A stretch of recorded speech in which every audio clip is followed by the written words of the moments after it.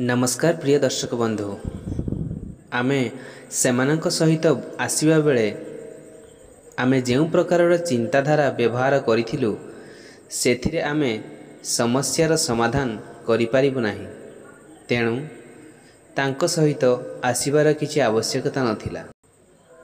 सेही लोकमानक ठारू दूररे रुह जेउ माने तुमर अभिलाषकु ओलटा करिबाकु चेष्टा करूछंती। छोट मन सबु बेले ताहा करिवो, किंतु महान मन आपणको एक अनुभव देव जे आपण मध्य महान अटंती। तेणु महान लोकंक सहित रहिया पई चेष्टा करंतु।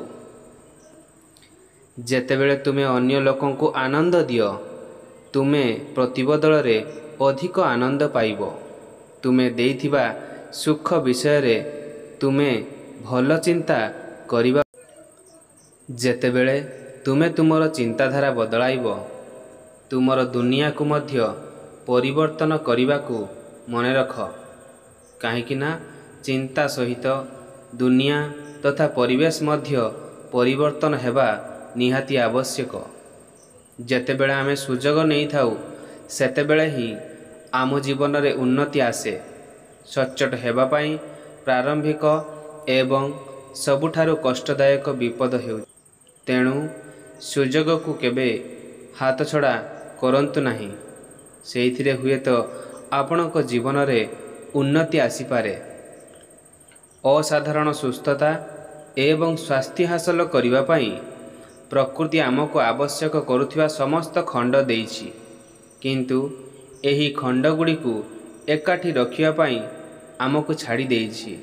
सफलता अंतिम नुहे, विफलता सांघातिक नुहे, जारी रखिबा साहस अटे। सफलता न पाइले मध्य जारी रखिबा सबुठु बड़ कथा। काहेकिना विफलता भयरे जारी रखिबा ही अधिकांश छाड़ी दियंती। सफलतार रास्ता एवं विफलतार रास्ता प्राय समान। विफलतारु सफलता विकास करंतु।